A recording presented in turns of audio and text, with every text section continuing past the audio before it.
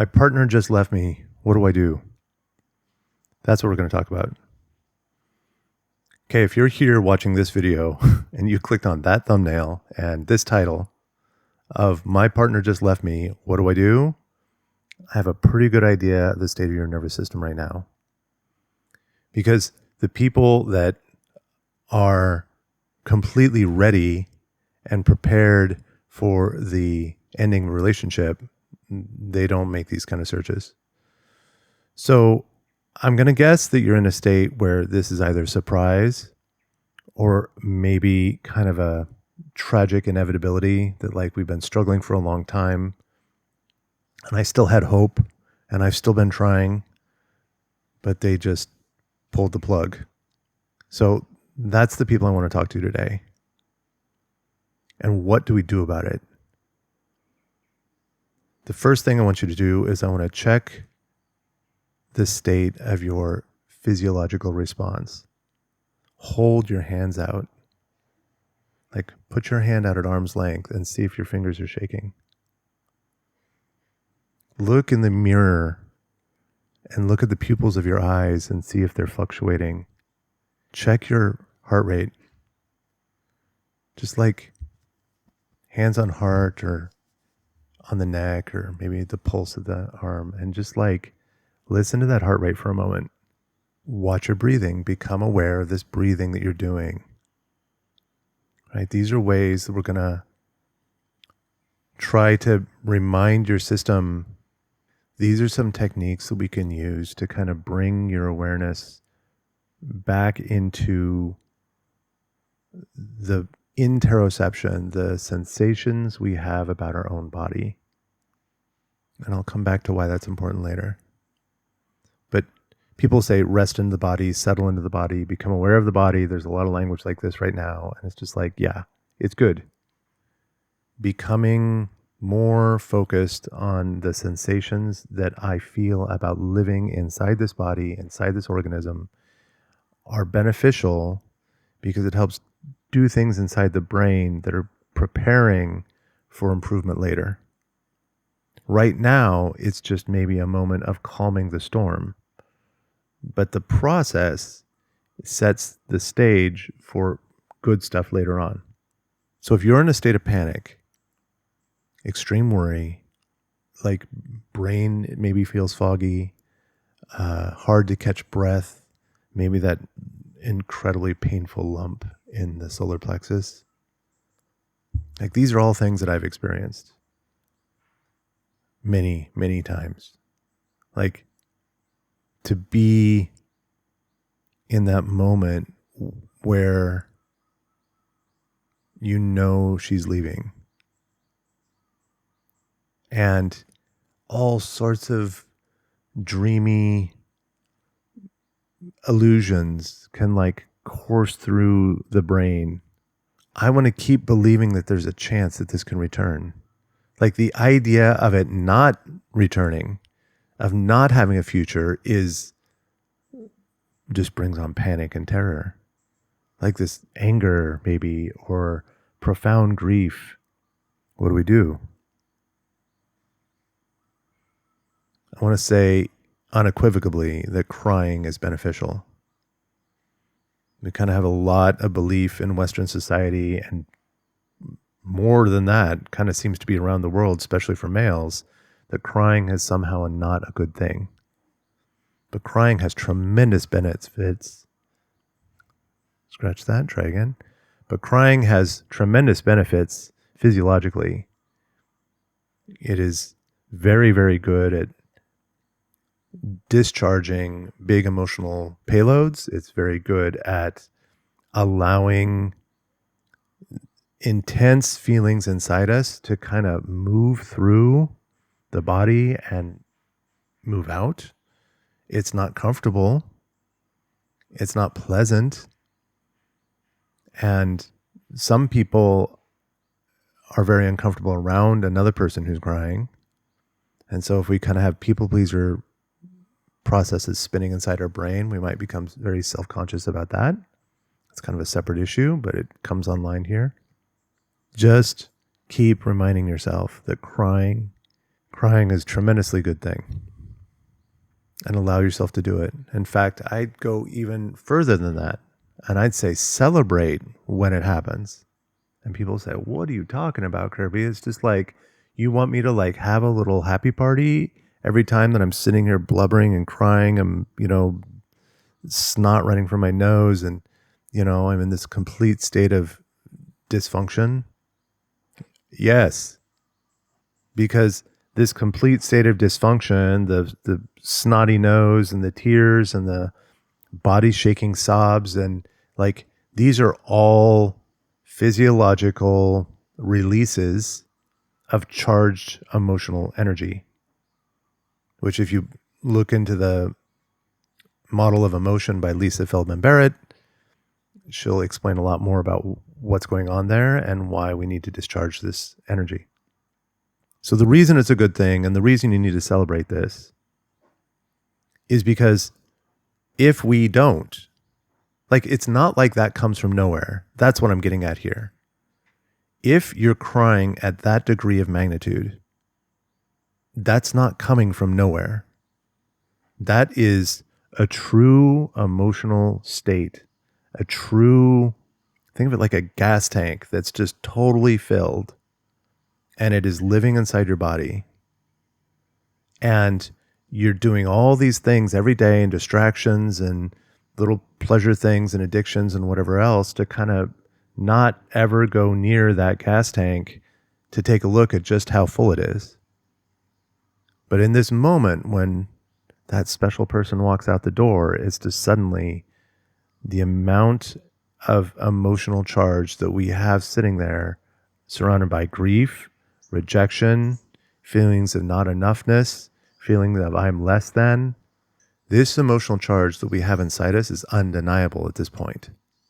And so that is a moment that it pierces through all of our defensive mechanisms and our avoidance of these negative emotions, and suddenly has a chance to discharge, suddenly has a chance to come out.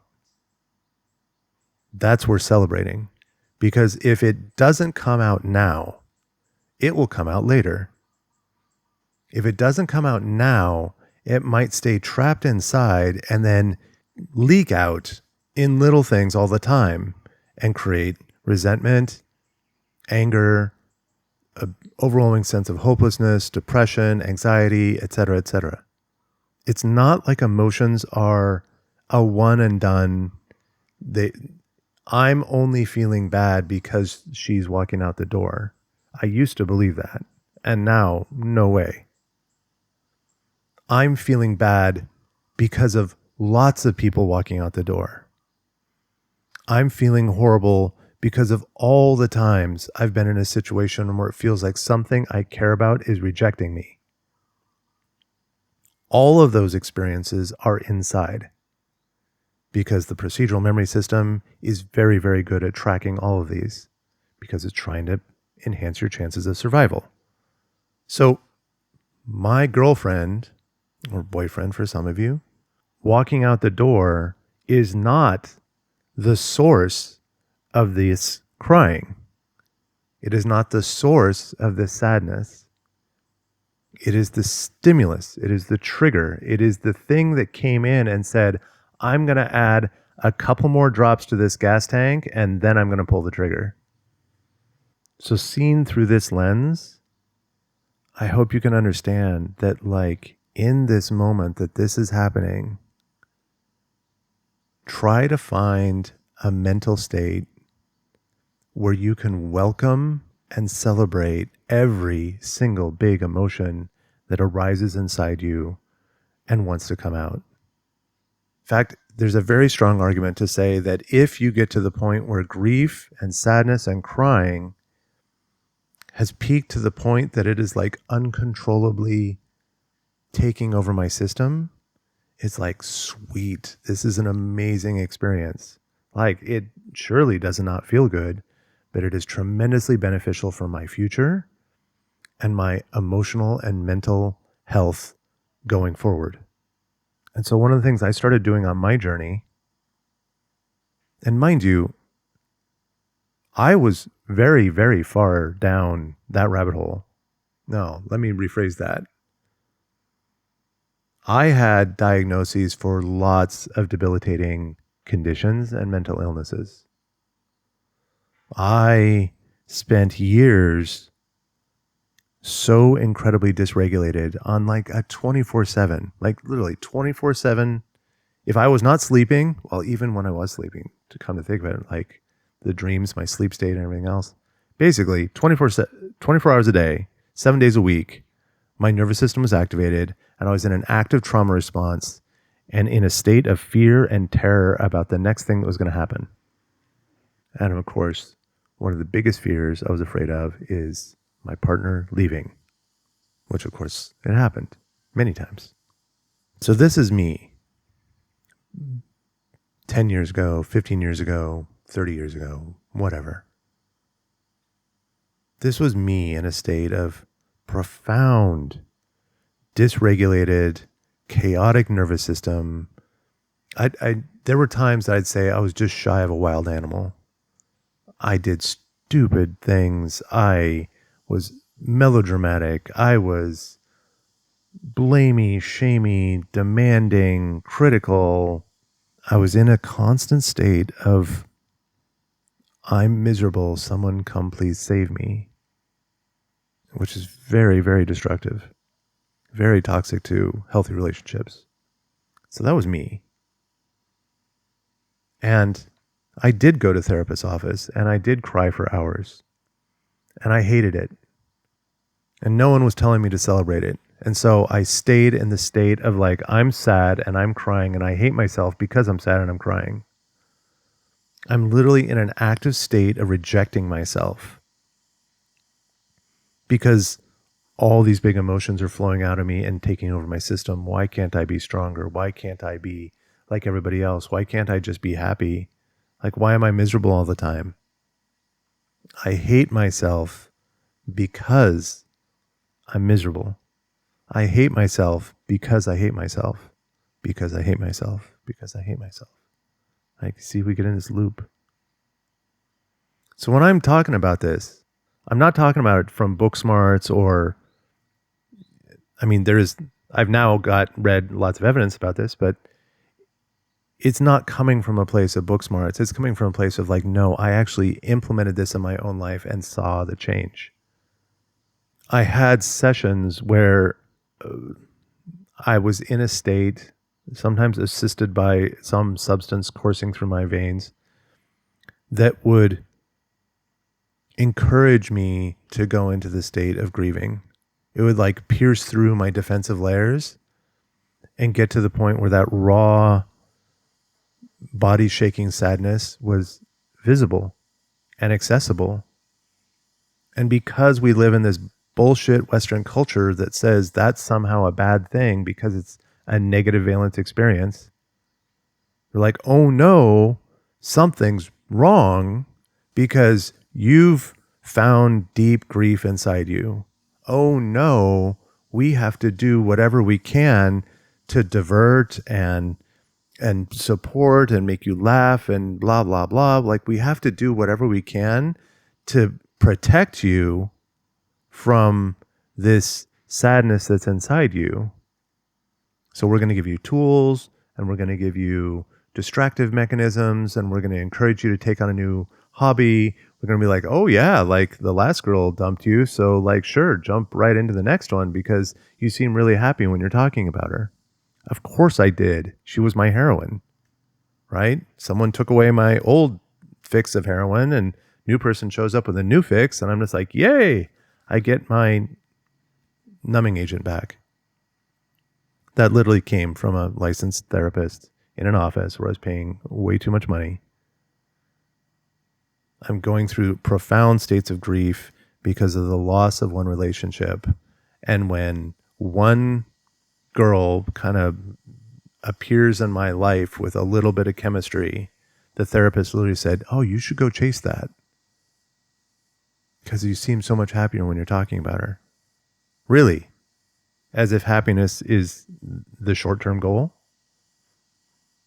What happened? Sure, I get all buzzed out and euphoric bliss over this new thing. Oh, the old one, I totally forget about her. Like, not a big deal. Oh, if I think about her now, it's like no problem. Of course not, because my supplier has moved. My primary attachment figure has moved to the new one. So we're in this situation, and then how does that relationship go? It's euphoric bliss, it's codependent enmeshment, and then inevitably it reaches a point of resentment, toxicity, unsustainability, and she leaves also. Now my system is being like, see, I've got the proof that they're always going to leave. There's something wrong with me. Wrong? No. But there's things we can work on. So that's kind of a little bit about my history. And in the state of that, I got to a point where I had a profound grieving session. I got lucky because this grieving session was completely taken over my entire system. I cried for hours and hours and hours, and it was probably the deepest, most intense, body-shaking grief I've ever experienced. And it was miserable. But what happens next? A few days later, I'm just walking through my normal everyday life, but I realize things are a little bit lighter. I realize that it's like, I don't feel that heaviness anymore.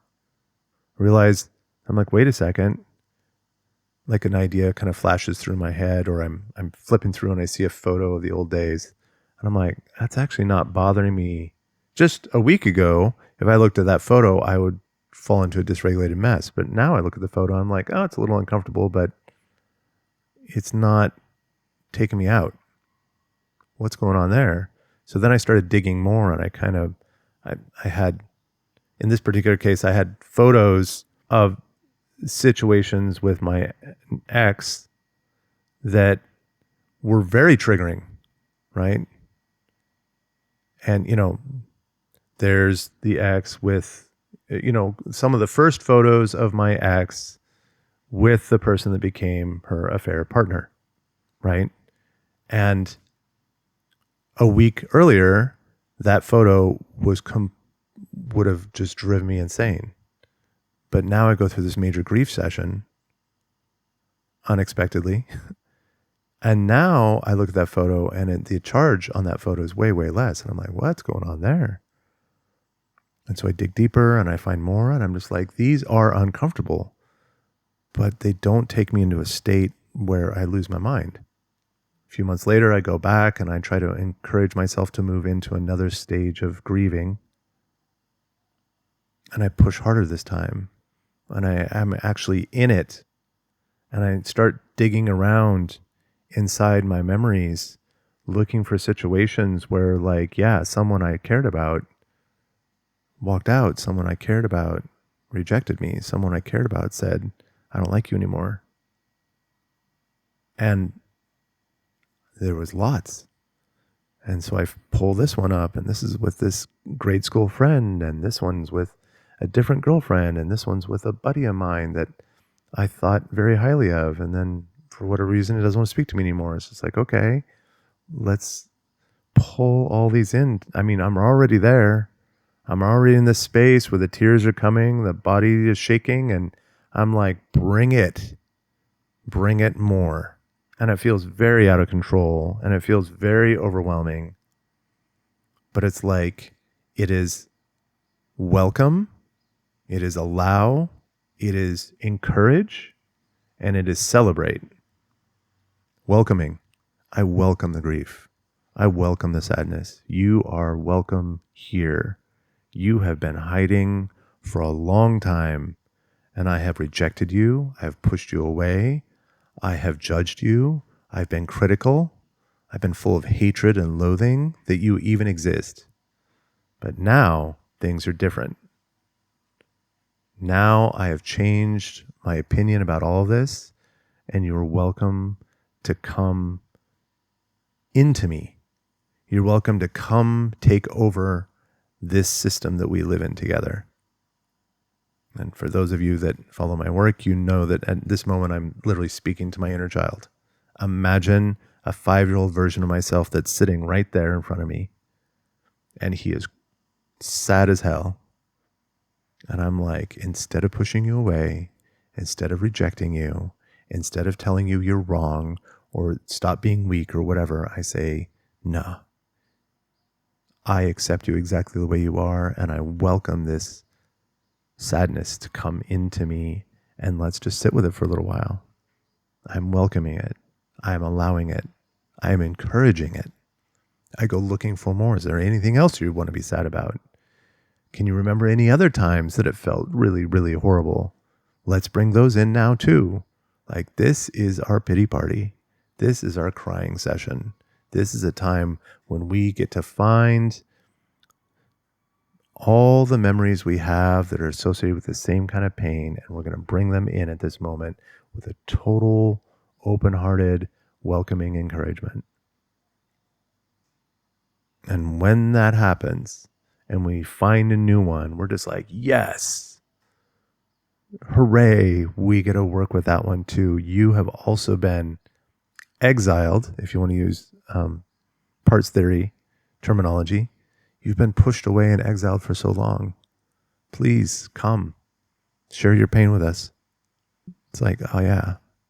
It's like this girl that I've been dating for years or whatever, she's walking out the door. A wife, even. It was a wife at one point. She's walking out the door.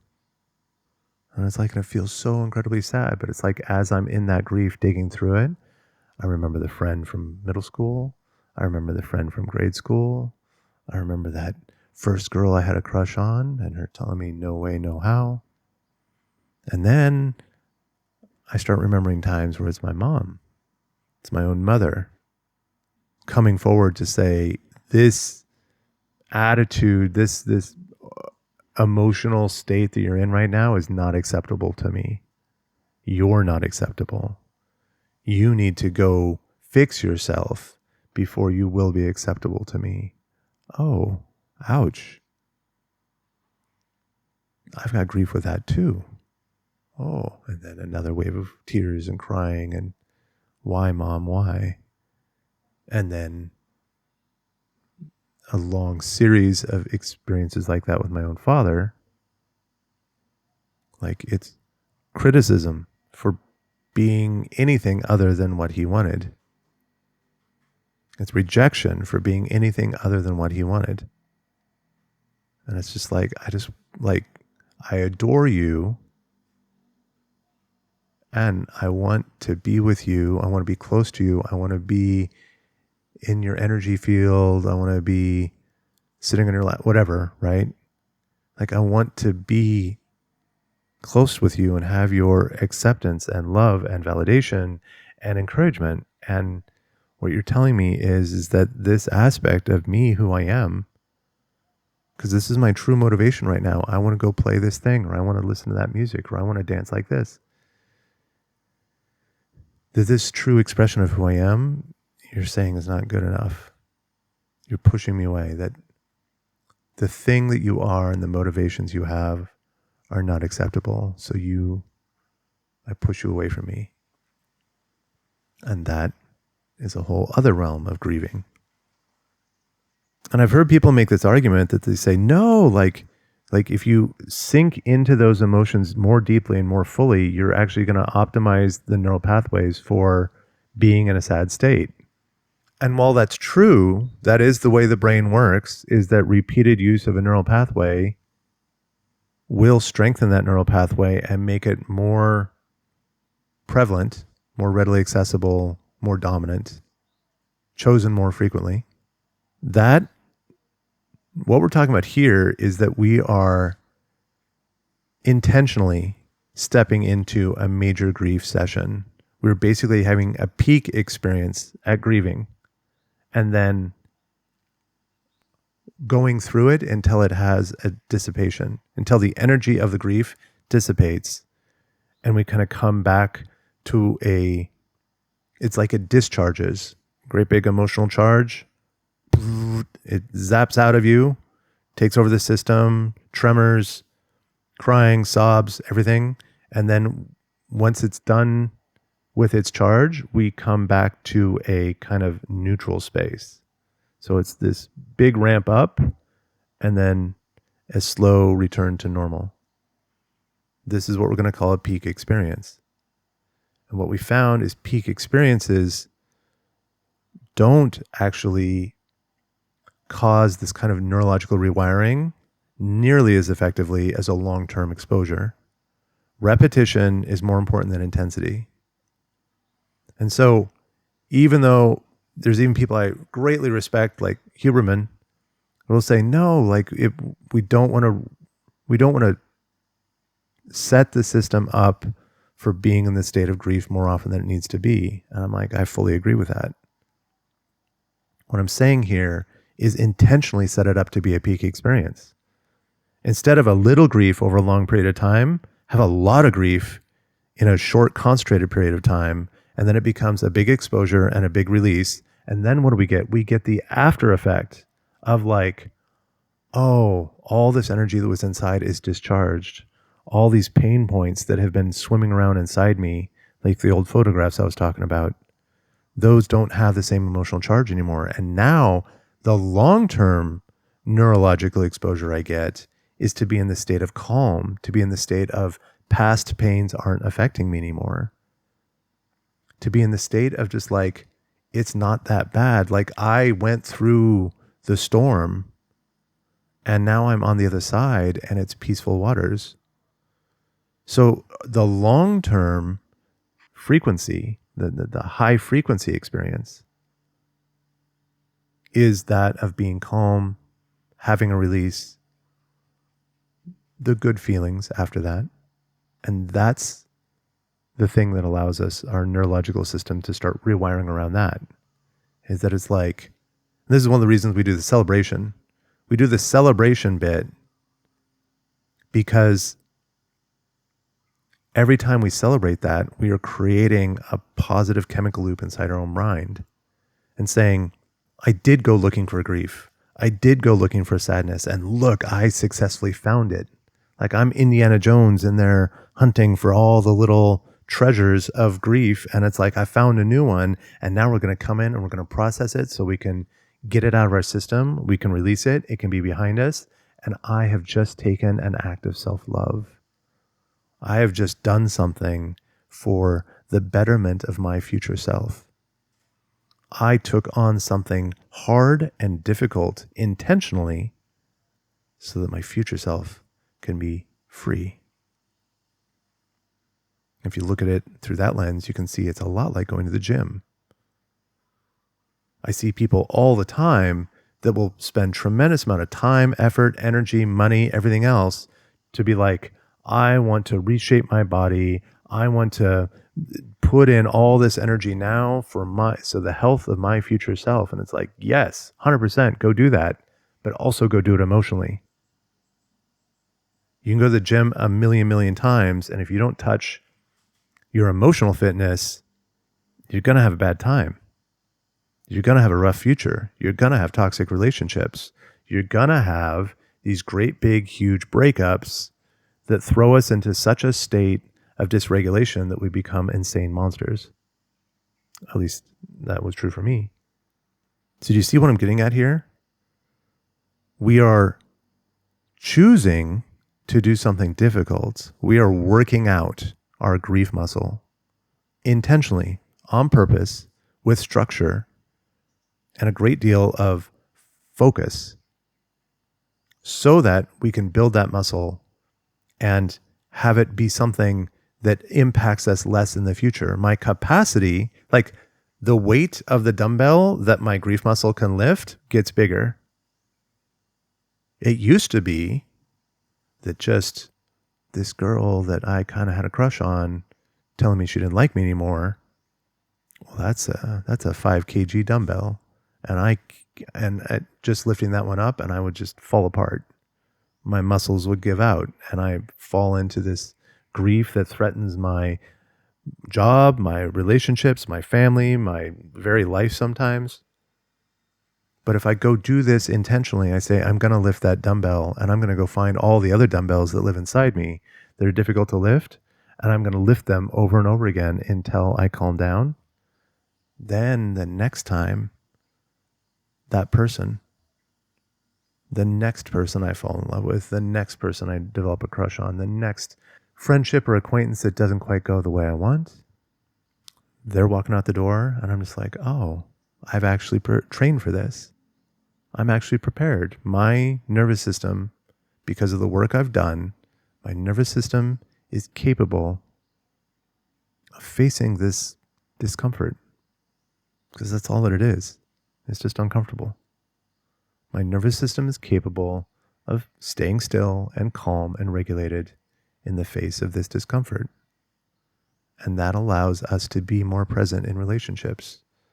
That allows us to have more freedom in the choices we make. Because instead of scrambling for the next bit of validation and the next assurance you're going to stay with me or blah, blah, blah, whatever, instead of scrambling and grasping, which toxifies relationships, we can be like, I am here and I'm telling you what I care about, and I'm telling you I care about you, and I'm telling you that I enjoy this time that we have together. But that's me. And if this is not where you want to be, please walk out that door. It's not going to kill me. I'll be sad, but it's not going to kill me. So we go all the way back to the original question, which is like, my boyfriend, girlfriend, partner just walked out the door. What do I do? And the short answer to that, the TLDR, is grieve. If you're here watching this video and you are in a state of difficult emotional status, difficult emotional experiences, they're rising inside you, they're taking over your system, it's grief and anger and whatever else, now's your time. Now is your time to go sit with self, to connect with that inner child or subconscious or true self or whatever you want to call this, to connect with that part of you that feels sadness and say, I welcome this. I allow all of it to happen. I'm encouraging you to give me more. And I celebrate the hell out of it when it happens. Grieve fully, deeply, intentionally, and watch what happens. This is an act of love that you're doing for yourself so that your future self is more prepared. Because the alternative is what most of us do, and it's what I did for decades, which is those negative feelings feel bad, I'm going to avoid them, which means the processing never gets done, the releasing never gets done, the pain and discomfort just gets smashed over with some kind of Band-Aid. And then what happens? I get in the next, I avoid, I numb, I watch Netflix, I take drugs, I, go hook up culture, whatever. All is a way of avoiding this pain that I have inside myself. And then what happens? I finally meet up with someone who's truly amazing. And I'm so terrified that I'll die if this one leaves, that I toxify the relationship. Guaranteed. Like, not even a question. Your desperation to prevent the bad thing happening will cause the bad thing to happen. That's the way it works. I hope this has been helpful. I know that my prior self 10 years ago, 15 years ago, 20 years ago would have, the entire trajectory of my life would be different if I had this video to watch back then. So as someone who's walked the walk, gone through the valley of pain and misery and grief over and over again without any kind of guidance and a whole lot of numbing distractive agents, only to have it happen again and again and to toxify one relationship after the other. Like, as someone who's walked that path, I'm telling you, this is a far, far better option than the alternative. I hope you have the strength and courage inside yourself to kind of internalize this and bring it in and welcome it. And if there's some other aspect of this breakup process that is overwhelming you, that is causing tremendous pain and misery, reach out. I'm here. I'm just one DM away. And we can either figure out some kind of one-on-one, I do one-on-one coaching if that's not obvious, but maybe we can do a one-on-one situation. Maybe we can just do some messaging for a while, or maybe this conversation, you will share something that I was like, oh my God, that is so true. I absolutely want to do a video about this. And in that way, you help me create better content for other people that are in the same situation. And that's really a big goal of mine. So thank you for being here with me. Thank you for listening. And I wish you all the best. I believe in you. Peace.